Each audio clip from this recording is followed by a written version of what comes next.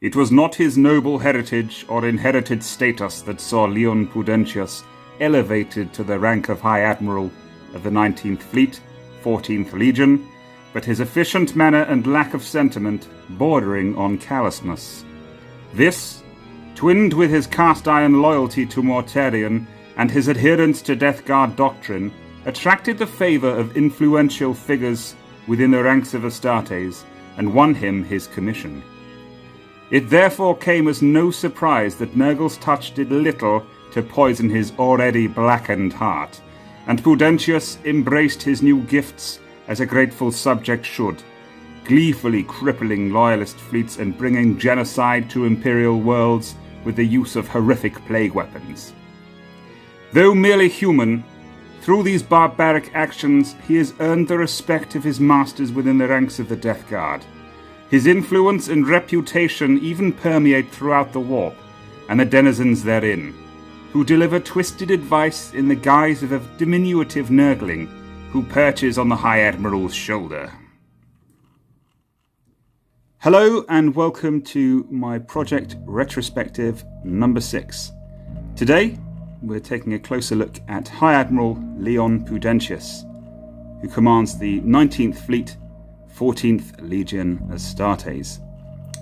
One of the things that has always interested me in the Horus Heresy and the background, the fluff, the books, is how the post-humans, Legiones Astartes, and standard humans, who make up the vast, overwhelming majority of the Imperium, interact.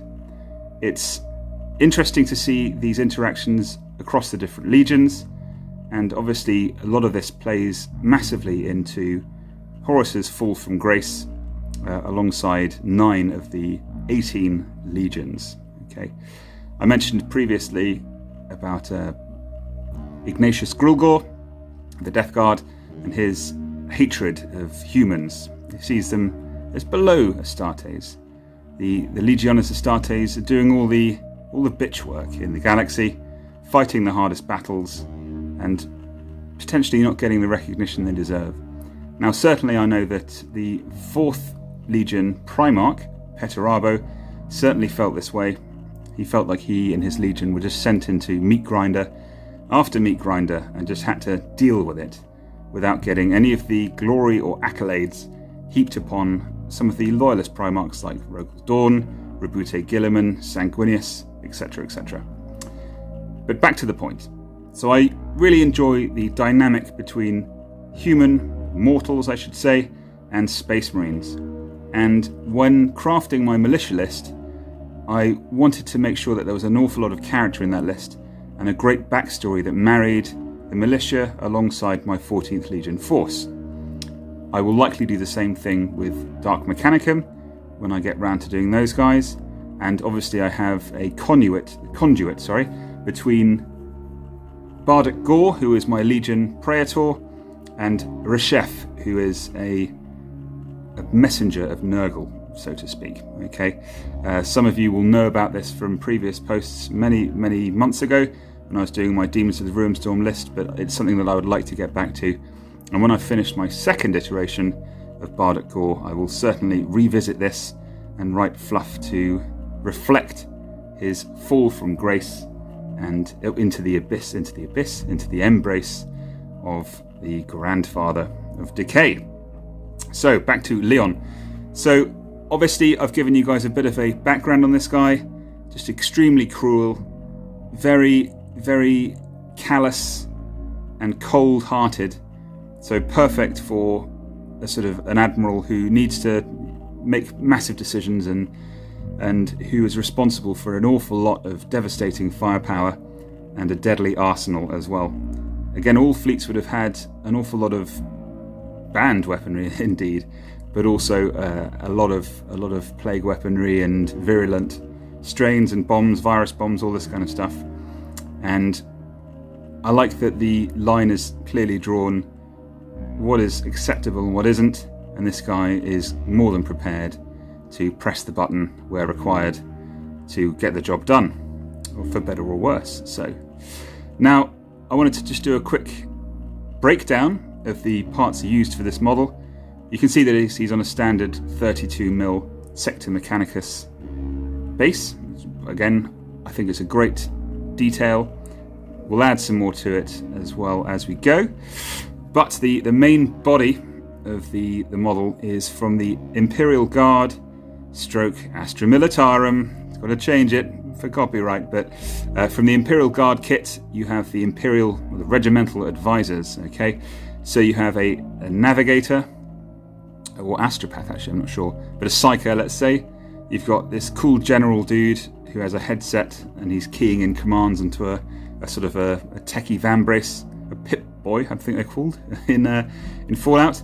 And then you had this admiral-looking character who's covered in all sorts of embezzlement, all sorts of detail, medals, sash, nice high boots, little pouches, nice belt buckle, and a little las pistol there as well. So essentially all I did was cut the head off this guy, and I used quite a wide drill bit to just drill out some sections of his robe, his tunic, his trousers, just so I could then sculpt on some damage or some damaged cloth detailing with green stuff later on. So you should see at the bottom of his tunic there on his right knee, as the model turns around as well, his right shoulder at the back there. It's a bit tattered down by his left leg there as well, and on his right sleeve. Okay, I really love how much of a haughty, confident, but arrogant pose this is. Very cocksure.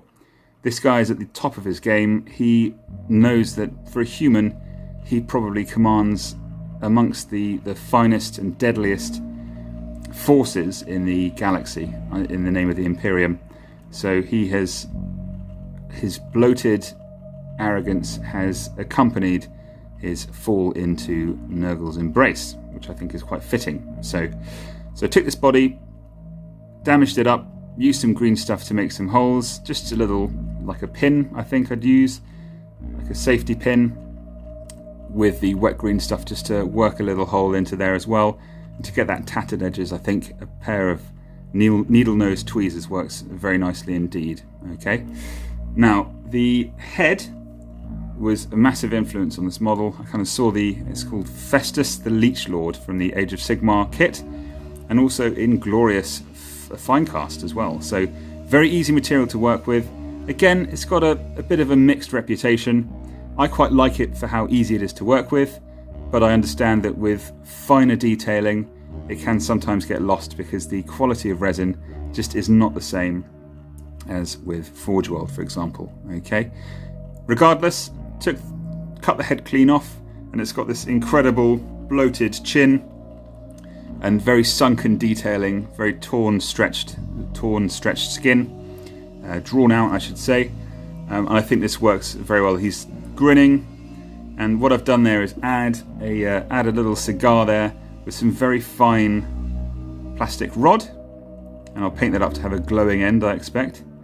And I've very gently, using neat green stuff, sculpted a little monocle on a string. Okay, again, haughty, aristocratic background with a name like Leon Pudentius.